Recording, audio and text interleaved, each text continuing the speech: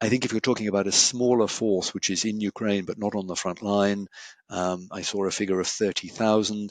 I mean, that is at least feasible for European countries together, with the task of supporting the Ukrainian army, training, intelligence support, perhaps logistics, useful presence to show the Russians that the Europeans are there and are watching and are observing the ceasefire, but not actually in the front line. I mean, that feels to me to be feasible.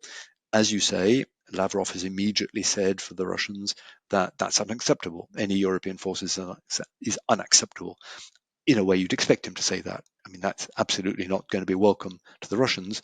Again, it's something that Trump could demand. I mean, to show that he's a tough guy, demand that Putin accept a European force. He wouldn't have to put Americans on the ground, but that would be an element of reassurance. When you talk about the kind of things that Donald Trump will say and the way he does diplomacy now, or doesn't, I don't know what you want to call it exactly. How do the old school? How do we deal with that? How do you calibrate to deal with that? Because often it's said it's not what he says, it's what he does, and it's very often difficult to translate which one becomes reality and which one doesn't, and he walks away from. Indeed. I mean, I think it's right that you don't have to take at face value everything he says.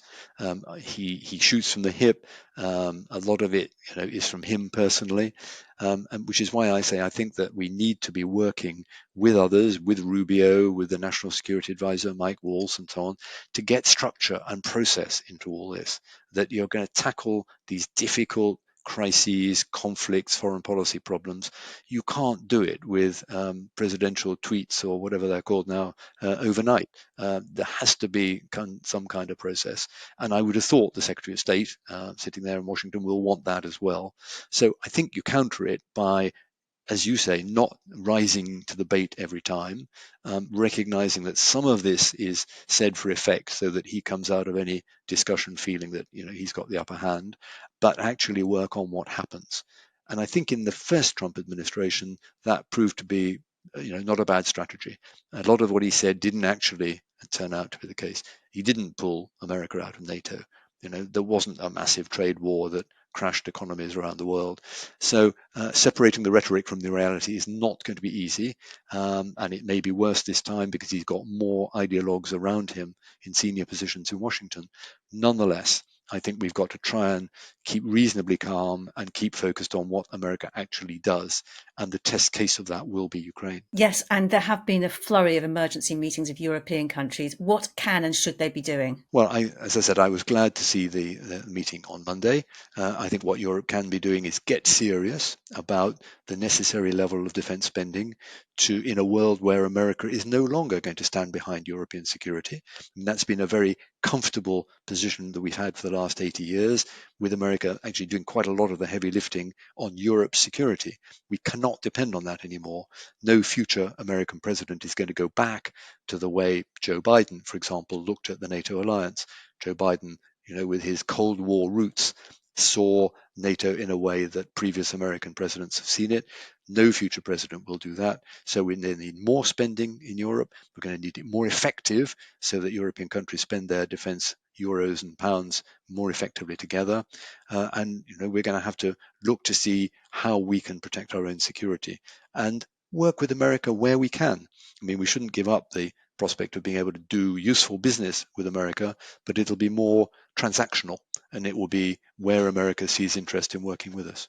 And you've been sceptical of the offer by Britain to supply troops in the event of a deal. Plans for peacekeeping forces have already been branded as unacceptable by the Kremlin. So, what kind of planning do you think should be going on right now militarily for when there is a cessation of violence? Yes, I thought that debate about peacekeeping troops was a little bit premature. I mean, there's no peace to keep, and at the moment, no great prospect of one. And I see in recent days, the British and French have been talking more about what they call a reassurance force. I saw in the Times this morning, which feels to me a more sensible approach. 100,000 peacekeepers spread out along the line between the Russians and the Ukrainians, if necessary, even willing to fight the Russians if the ceasefire broke down. That doesn't seem to me to be a very sensible approach, and I don't think British public would have accepted that, and certainly the Russians wouldn't have done. I think if you're talking about a smaller force which is in Ukraine but not on the front line, I saw a figure of 30,000. I mean, that is at least feasible for European countries together, with the task of supporting the Ukrainian army, training, intelligence support, perhaps logistics, useful presence to show the Russians that the Europeans are there and are watching and are observing the ceasefire, but not actually in the front line. I mean, that feels to me to be feasible. As you say, Lavrov has immediately said for the Russians that that's unacceptable. Any European forces is unacceptable. In a way, you'd expect him to say that. I mean, that's absolutely not going to be welcome to the Russians. Again, it's something that Trump could demand. I mean, to show that he's a tough guy, demand that Putin accept a European force. He wouldn't have to put Americans on the ground, but that would be an element of reassurance, because when the Ukrainians ask for security guarantees, if they can't join NATO, and the Americans have pretty much ruled that out for the foreseeable, then some sort of European troop presence is the next best security guarantee that after a few years the Russians wouldn't come back and start again, what they've been doing for the last 3 years. I mean, of course, the other option is just to give everything that Ukraine needs to make progress in the war itself, to arm it, to send the weaponry that's needed, and to stop talking about the peace deal until it's in a much better position. Well, yes, except that card has been taken out of our hands by Trump rushing to try and do this peace deal.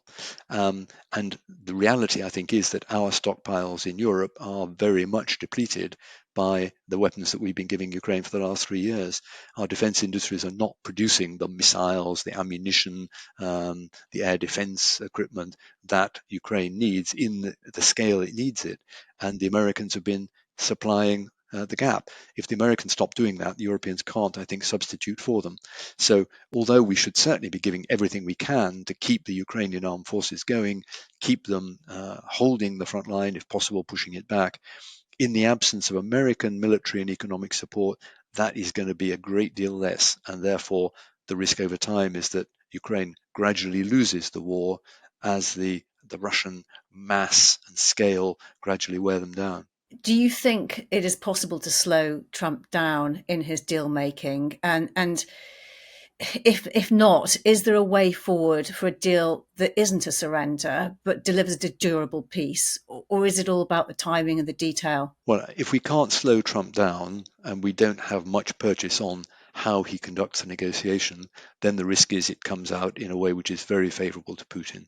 And I don't see that we can kind of mount a separate negotiation if Trump is, continuing to forge ahead in his own. I mean, therefore, I think we do have to work on the Trump side, try and work on others in the administration to say this is a more difficult problem than one you can solve around the table with the Russians, at a high-level summit. I do think back to the Trump summits with the North Korean leader in his first term. It started off as very exciting, and he thought he was going to do a great deal. Then in the end, it all fizzled out and nothing very much happened. And before long, they were at daggers drawn again. So Trump is a very mercurial figure. And I do not rule out that he will find Putin a very annoying negotiating partner, determined to come out of this looking the winner himself, whereas Trump wants to look the winner, and that therefore it all gets a bit more difficult, and Trump maybe steps away from it and leaves it to his people to work it out. That's not impossible. I can't guarantee it, of course, but I think that's the way we have to work it. And finally, President Putin, he's wanted by the International Criminal Court for war crimes. He's being embraced by the leader of the free world, if you can call him that, and consulted like a businessman on peace, while he continues to flagrantly bomb and kill Ukrainians at will. Will he ever be held to account, or has he got away with murder? Well, I mean, as of now, yes, he has got away with murder. And we have America, which has not been a party to the International Criminal Court, ignoring the fact that he's under an arrest warrant from there, ignoring all the terrible death and destruction he's brought to Ukraine. At the moment, he has impunity. And he must feel he has impunity. I mean, he's been invited to a number of non-aligned capitals for meetings. He's gradually breaking out of the outcast status that we managed to achieve for him at the start of the war. And this is a very bad sign. Impunity for those who are alleged to have committed war crimes is a very bad sign for all other strong men around the world. And in saying that, I'm thinking of Xi Jinping, actually. I mean, Xi Jinping must be watching this very carefully and wondering whether perhaps after all, attacking Taiwan, wouldn't be so bad if he can also manage to persuade Trump that they can do a deal over that as well, that gives Xi Jinping Taiwan in return for something else. So the signal this sends that Putin goes from outcast pariah to someone sitting around a shiny big table in Saudi Arabia, that is a very bad signal for the rule of law and the prospect of a stable, law-abiding security scene in the future. Lord Peter Ricketts, it's been a pleasure speaking to you. Thank you very much for your time. Thank you, Kate. You've been watching Frontline for Times Radio with me, Kate Chabot. If you'd like to be the first to get exclusive content, you can sign up for membership with the link below. You can also listen to Times Radio for the latest news or read it on thetimes.com. My thanks to our producer today, Louis Sykes, and to you for watching. Bye for now.